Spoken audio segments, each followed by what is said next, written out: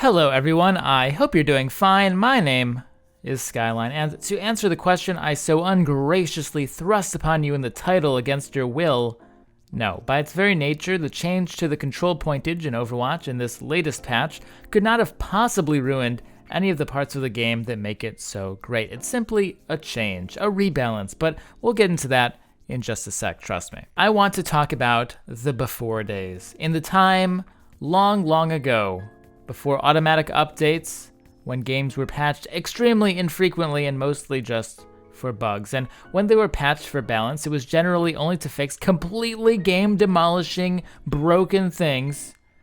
And usually, it was pretty terrible. Like, actually really, really bad. Have you seen Brood War balance patch notes?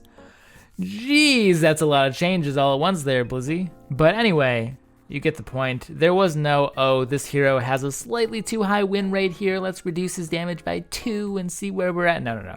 Not even close. At the same time, there are people who say like, oh, I remember back in the day when online games didn't have any patches, you youngins. No, they had patches. They were just completely different from the type you expect today. On the subject of Brood War though, and trust me, I'll get back to the point eventually, don't worry, we're taking the scenic route this video, just enjoy it. It teaches us, Brood War that is, it teaches us how much power lies in the player base if it's simply dedicated to winning with the tools that the game presents. The knowledge that there's no patch coming has a very powerful effect. People become more creative and resourceful, and they start to really try to push the game to the limits. So the last balance patch for that game was released in 2001, 1.08. Fast forward a bit to the Korean scene a few years later, and the Zerg versus Protoss matchup was favored 55% to 45% in the pro scene, all right? Protoss players who beat Zerg players were praised much more than vice versa because the matchup was considered imbalanced. It had been this way for, 6 years. That was until 2006. MSL Season 1 Finals happened, and a player named Bisu, playing Protoss, one of the greatest players of all time, beat Savior, a Zerg player, 3-0, with a very unique build using units that were widely considered completely trash in the matchup, Corsairs and DTs. This came to be known as the Bisu build, and was responsible for a resurgence in Protoss versus Zerg strategies. The Bisu build eventually got phased out for better stuff, Zerg started to counter it and stuff, but the result of that innovation that it spurred caused a 20-point swing in the matchup overall. ZVP was soon considered a 45-55 matchup in favor of the Protoss, completely reversed. And this is after 6 years of the opposite being the case, right? Normally, patches would have happened, everyone would be upset, oh my god, Zerg Imba, I can't beat him as Protoss, Blizzard, you're the worst company ever, Dustin Browder, please, etc., etc. And remember guys, these are pro players, and in a lot of ways, those players back then were a lot more hardcore than many of the current pro teams that you see today, and they still got it wrong for 6 years. 6 years they were wrong, and they might still be wrong, who knows? Who needs to be a Blizzard fanboy though, when we can look at Melee, another game. Super Smash Bros. Melee is a game with a history as well, and that game had practically 0 patches. Actually, there were, and all it did was make it confusing because the European version actually had a couple very tiny balance changes that the North American version didn't, and for a long time, people would just be playing whichever random 1.0, 1.1, 1.2 cartridges people brought to tourneys, I know people are gonna nitpick me on it, so I just wanted to get that out there so people didn't do that. There you go. Over the course of some 15 years or so of no patches, popular characters like Mario, remember it's a Nintendo game where all the Nintendo characters fight, right? Mario started off pretty high up, considered powerful character, right? Less popular characters like Jigglypuff were in the trash tier. They were really bad. Today, Mario is considered to be pretty bad, even though he was considered pretty good back then. And today, Jigglypuff is considered to be really good, even though she was considered really bad back then. And this is like 8 years ago. This is like 2002, right? This is a whole 14, 15 years of development that Melee has gone through. There were lots of other character shuffles and power balance shuffles in that game as well, but we get the point. So all that was to show, that entire introduction was to show that people don't know a lot. Pro players, as much as they are revered in today's gaming culture, don't know a lot either compared to everything that they could know. I don't know a lot either. Nobody does, at least as it concerns the state of the game in the perspective of years and years into the future. This is a fact, and anyone who thinks otherwise is simply arrogant. Period. Even in extremely short-term scenarios, we're not talking 6 years here, we're talking the Bastion patch. Do you remember when everyone knew it? They knew it all. Everyone was so certain that Bastion was the most broken thing in history and would break the game, and the entire game revolved around Bastion. Pros said this. Not all pros, right? But some pros said this. I got a tremendous amount of hatred, more than any other video I've ever done, on my video representing a moderate approach to the Bastion patch. I didn't say that he was balanced, or I didn't say anything that hard, right? I simply showed some footage. I talked about the possibility of other alternatives, saying, hey, you know, maybe look at this, maybe look at that. And I said I looked forward to seeing more done with the character. I wanted to see more before people started to make judgments. I wanted people to learn how to play him and how to play against him. Well, as I said before, I got tons of hate mail for saying something simple like that. Well, Blizzard eventually gave in to all the pressure from the community and they nerfed Bastion a little bit. It was honestly a pretty small nerf, all things considered, a 12% EHP nerf or something like that, because they reduced the damage reduction of his passive by 15%, remember? And sure, you can say, but Sky, the healing, synergy, okay, but still, the character went from literally the most OP monstrosity in history, might as well rename the entire game to Over Bastion, oh my god, this game is dead if it doesn't change, to being a complete garbage trash character that nobody plays and is basically considered a troll pick after just that tiny little nerf. The community was objectively wrong. It's impossible to rationalize a slight nerf like that as having that significant of an impact. So I hope that such a clear demonstration can prove that people do not know much and are almost certainly wrong about everything at this point in the game's history. The game hasn't even been out for a year. I mean, come on, how much can people possibly know? Me included. But I do know what I don't know, and that's very important, because the only way we can look at this is in that sort of historical context. So let's discuss the change now. And for those wondering what change I'm talking about, you must be super beyond confused at this point, but it's the control point change. It was changed so that it isn't based off of points anymore, but rather capture percentage. So if neither team takes point B, for example, normally it would be a draw, but now if one team capped 52% and the other team capped 53%, the team that did 53% actually wins the match. The result of this is that, let's say you have 1 minute left in the time bank going into round 3 and your opponent has no time left at all, zero time.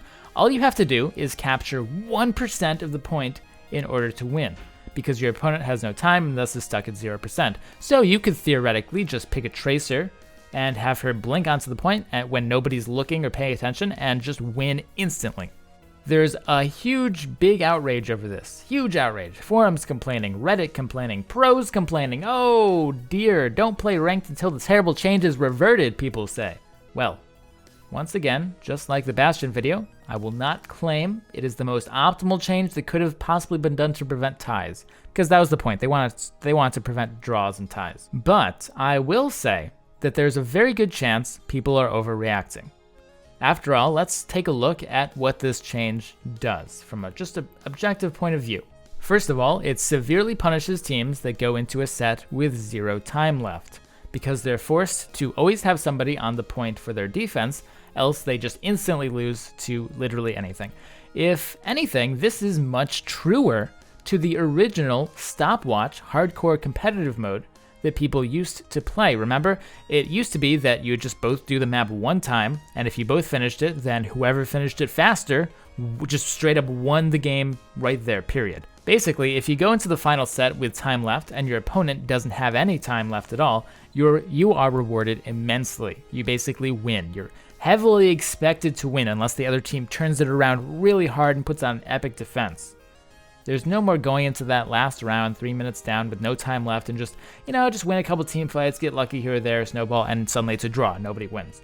Basically, if you finish the first set and you're down that much time, you're punished much more heavily and forced to defend at a severe disadvantage. And I don't really think that's too terrible. I'm surprised that actually more of the hardcore players who were so mad when Stopwatch was abandoned for Time Bank don't like this system. And there were a lot of people who remember when it was like, oh, Stopwatch is the best because Time Bank is too forgiving. Like, if you lose the map and you were slower, you should just lose, right?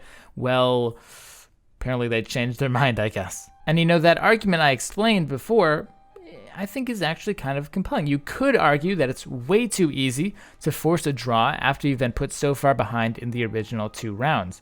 It would make these final defenses way more epic, and when teams manage to actually hold, you know, let's say in those 2 minutes to 0 minute scenarios, when a team actually manages to hold, it's more of a, wow, that was epic, oh my gosh, so much hype sort of thing, than a, oh great, just another draw, ooh, amazing. Like I said, at least that is an argument. It is an argument. But then there is the other change, which is the fact that it makes defending first OP. That's what a lot of people are saying. A lot of people are concerned about that. This is because the first team to attack is trying to take as much of the map as possible, so they will run long-term compositions that are better for long-term, possibly snowballing. And if they get shut down and stopped at 0%, then the second attacking team, can run a very aggressive, crazy composition whose goal is to just abuse that 1% rule, because now obviously the defenders have to play back on the point and they can't hold the choke. The team to attack second has more information, that's the idea, and this change gives them even more of an advantage in that regard. This is generally true, though you could say the second defenders have more information for defense as well, so the advantage isn't so bad, but when you consider that the attackers dictate the pace of the game, this advantage is real. So is this a big problem?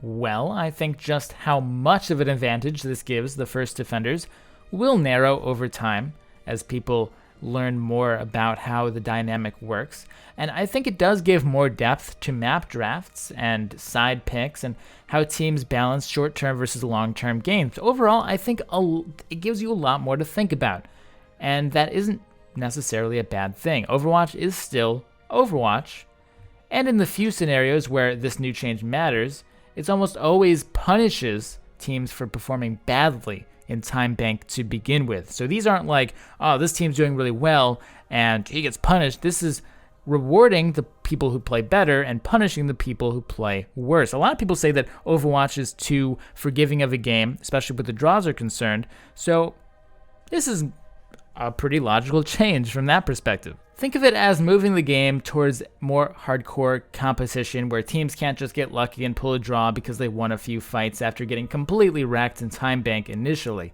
Regardless, it is completely ridiculous that the community is so strongly against this change, so adamantly, strongly, oh my gosh, after not even trying to learn it.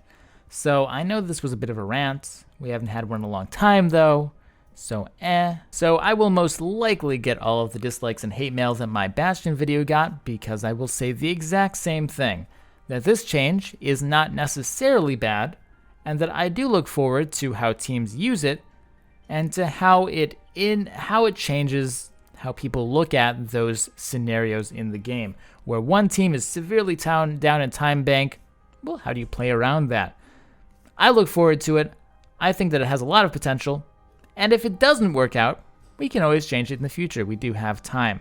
So guys, stop relying on Blizzard to patch the game, accept the current set of rules, and try to just abuse them for your own benefit. And if you do, who knows, maybe you'll find something you wouldn't have thought of otherwise if you just gave up. But at the very least, I want to stop seeing Reddit posts where it's like, oh look, their tracer blinked onto our point and we instantly lost. It's like, well, yeah, duh.